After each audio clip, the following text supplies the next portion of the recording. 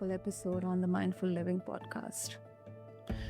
Now, today's conversation, it's about change, but then it's more about how we can mindfully embrace those changes. Because you know what? Change is constant, change is inevitable. Whether it's our professional lives or our personal lives, our health, our mental health, our spiritual health, change is constant.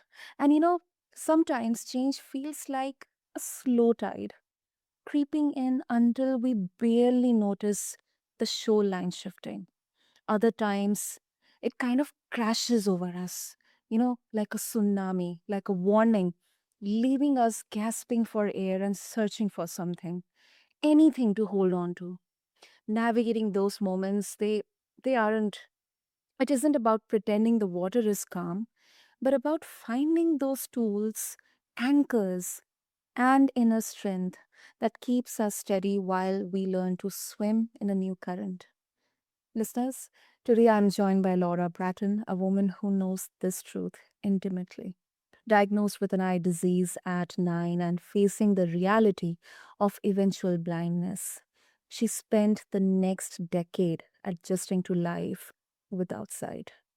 Through grit, gratitude, and a refusal to let circumstance define her, she has built a life of purpose, founding UB Global, writing her book Harnessing Courage, and empowering people across the world to rise through change. So, we are going to talk about mindful living, especially the resources that can guide us when the ground shifts beneath our feet. So, whether you are facing a personal upheaval, professional transitions, layoff, or the kind of changes you never ever saw coming. This conversation will help you find your footing. And Laura, welcome to the show. And I'm extremely honored to have you here with us. Thank you. I appreciate the opportunity and thank you for creating this platform because we all need it as we navigate through change. Totally, totally. And these are the times, I mean, so much uncertainty is there everywhere, Laura. And I believe if even one person gets uh, hope after listening to this conversation to embrace changes in their life while holding themselves, facing the tides with grit and resilience, I think our job is done almost. Yeah. Yes. Okay, so Laura, I think when someone is in the middle of change, I mean, I have gone through those moments, when everything around me is changing. My personal life has changed. I got laid off. It felt like everything came crashing down. And the noise in my head, it was so overwhelming that I had to sleep on with it just to avoid that noise. I could Yes. I could feel the physical changes in my body, my breath. I I used to I'd breathe faster, and then I didn't feel like eating anything. I couldn't even tell my family about facing these changes. So in such situation, what's the very first mindful living resource you would recommend? Um, someone who is going through these changes, they can reach to ground themselves. The first advice I always give is acknowledge the difficulty of the change. And the reason I say that sounds counterintuitive, like it wouldn't help us. But what I found in my own life experience and in working with others, our immediate reaction is, I can't eat, I can't sleep. So let me figure out how to solve this. We jump instantly into trying to fix. What I found again in myself and others I work with, the deep healing comes when we acknowledge I can't eat, I can't sleep, I can't breathe because I'm going through a really, really, really hard time. So there is such healing power and such empowerment when we can just acknowledge, yes, we are in a difficult time of change. This is not the change we wanted. It's certainly not the change We asked for, expected, yet it is what it is. So if we can just acknowledge this is painful, this is hard, this is challenging, that gives us the power to then move forward in our mindset. Hmm. And it may sound simple, but because I can really understand, because when we face sudden change, our brains are wired like they don't want to accept that. No, no, no, everything is Mm. fine. Nothing has changed. Right. Everything is fine. It's that the fight or flight mode. Yes, we want to resist, Yeah. right? And that's exactly what mine did. Oh, no, I'm not becoming blind. No, this is not permanent. Yeah. No, this is not really hard. We absolutely want to resist. And so that's why I found just to acknowledge, yeah, this actually is really, really hard. It takes away that instant reaction of what you said, the fight or flight to resist. Hmm. That makes sense. And Laura, when I mean, 9 is that is so early. Um, and then what exactly, how was it like for you when you got diagnosed with an eye disease? And then you had to accept that, uh, Yes. the reality of blindness. How was it? Yes. So the gift of being 9 was that as a 9-year-old, I couldn't cognitively process, or Mm. I couldn't emotionally process. I could cognitively understand, okay, I will lose my sight in the future. But as a 9-year-old, I couldn't emotionally process what that meant. It Mm. wasn't until I was in high school, until I was a teenager, when I started to lose a significant amount of sight. So that's when the resistance started, the denial. Oh, it's not a bad. Oh, it's not going to last that long. And Mm. again, just like you said, it was that fight or flight, that resisting, accepting. What I had to realize, it was the gift of mindfulness. It was the gift of the support around me. It was the gift of focusing on breath work that gave me the ability to control what I could control. So I could control receiving support around me. I could control how my breathing was. I could control my mindset when I could not control my vision loss. Yeah. I really, really love that, because the resources that you pointed to, they aren't only for people with a certain income or background. It's available to all. It's accessible to all, especially the breathing. The breathing, that's what is making us alive.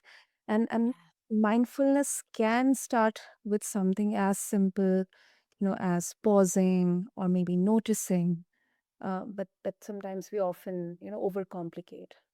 Yes, as you said it perfectly. Just the simple fact, it sounds too easy to be true, but just noticing my breath is shallow, or I'm even holding my breath. I would even find myself in those moments of panic, just holding our breath, not even breathing. So just becoming aware of how we're breathing and changing our breathing pattern, it's accessible and we can tap into it regardless of where we are. That's the gift. And also with that breathing is just the body scan, noticing where we holding tension in our body, because change brings so much tension. True, true. And Laura, you have spent a decade in transition, slowly losing your sight. So, how did you keep showing up for life in that in between space where you weren't who you used to be, but you also weren't fully living as a blind person yet? It was the gift of the support around me, because as I was in that stage that you described, my mindset was, I can't do this. This is too hard. So it was leaning on and trusting the support around me. Again, and that takes courage, that takes self compassion to say, okay, I'll trust the support around me. I could have fought and resisted that support. Oh, I don't need your help, or I don't believe what you're saying. But because I was in such a difficult mind space, Mm. I really didn't have an option but to trust the support. And so that would be my encouragement to everyone in the midst of change. When change is hard, when change is so overwhelming, you can't figure out the future. Trust your support system.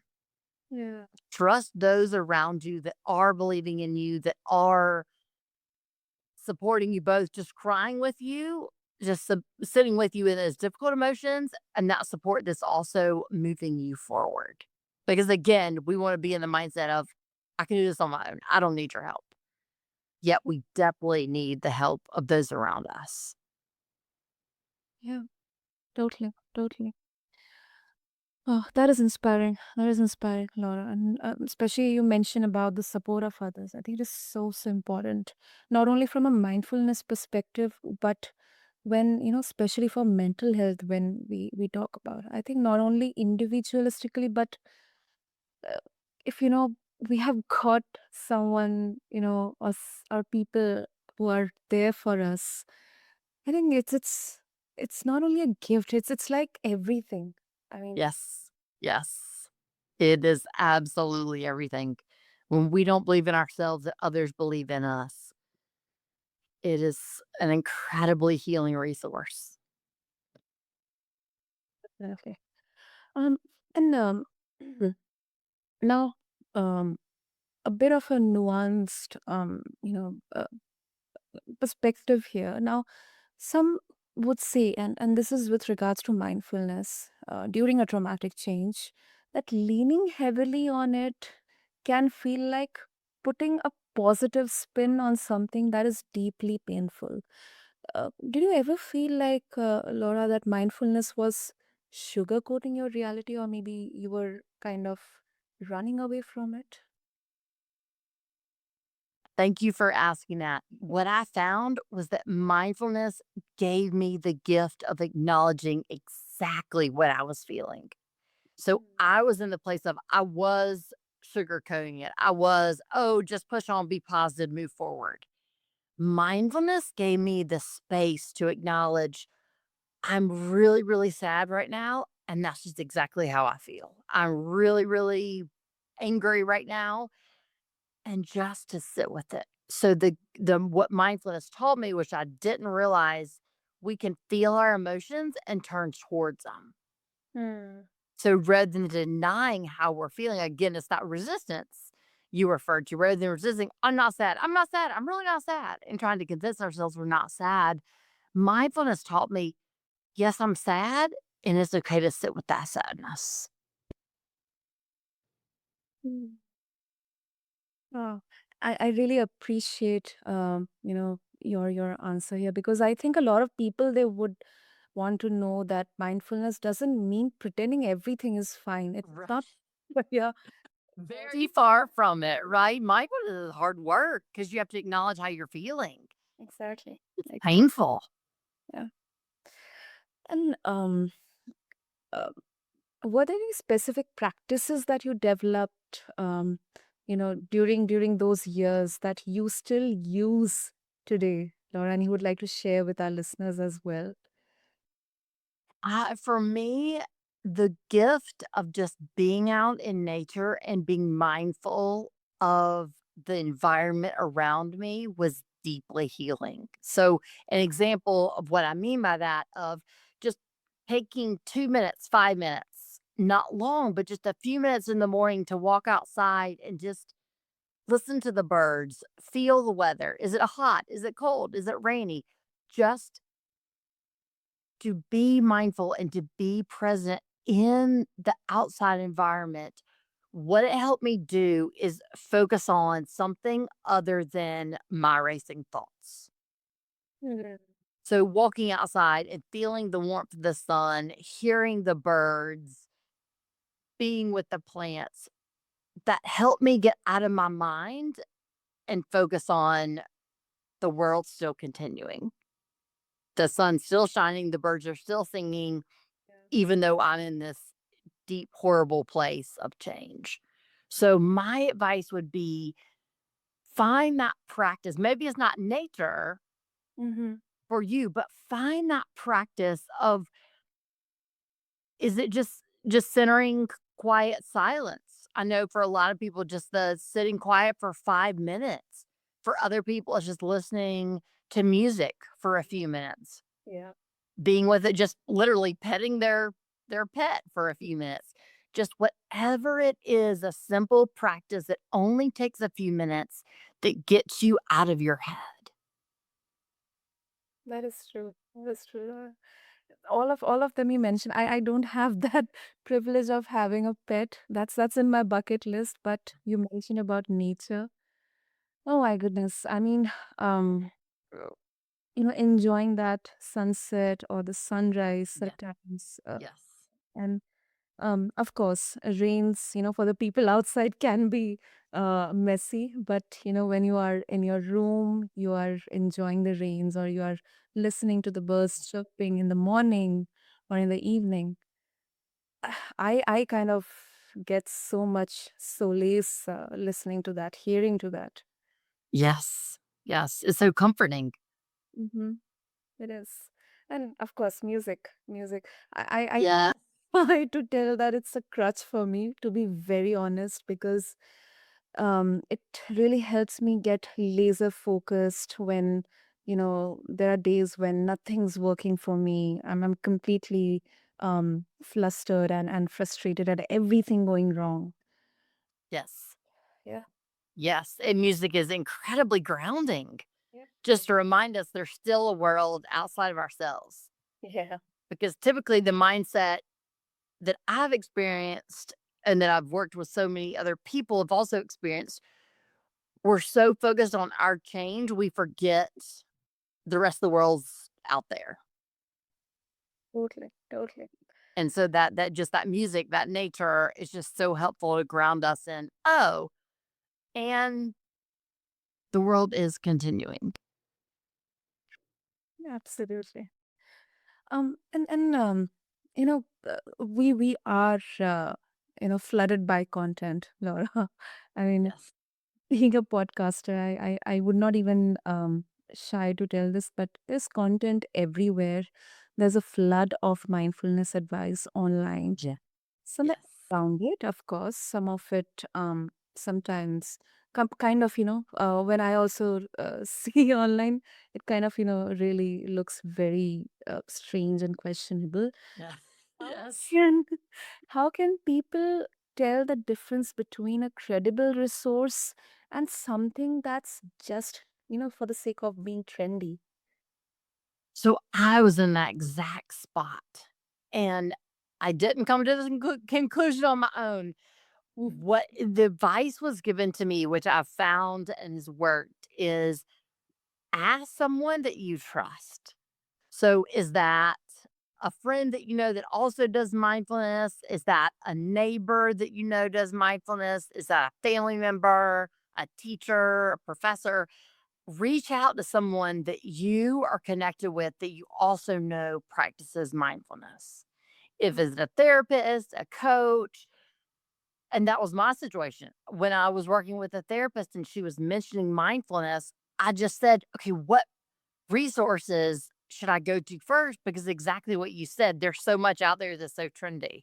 I didn't know where to turn. I was so confused and overwhelmed by mindfulness. So, the best advice is just reaching out to someone that you know that the resources they give you is what has helped them get to that place. Hmm. Yeah, it's a very important point. Very important point. I think it's because sometimes the prettiest looking app or the most followed guru may not the one who will actually walk with you through the hard stuff. I mean, it's your journey, it's you. So you know uh, you don't have to follow anyone or anything. Right. 100%. Oh gosh, okay, great, great. Laura, before we begin, sorry, we conclude. If our listeners they would like to connect with you and explore more about the work that you do at UB Global, and also about your beautiful book, Harnessing Courage, what would be the best way? The best is my website. LauraBratton.com has all the information on my book, speaking, coaching, it's all on my website. So that's the best place. Beautiful. I'll make sure to have all the links in the show notes so that listeners can easily connect with you. And Laura, I couldn't thank you enough because you're really helping us realize that mindful living isn't just about being present or breathing exercise or quiet mornings. It is about how we meet life when it changes without our permission, when things aren't in our control. And your journey, Laura, it really shows that resources aren't just for books or apps. They can be people, practices, even the way we choose to tell our own story. So thank you so much for being our inspiration. Thank you for the platform. So to all the listeners, just refer to the show notes along with this episode. And until next time, keep listening to the Mindful Living. This is your host, Sana, signing off. Thank you.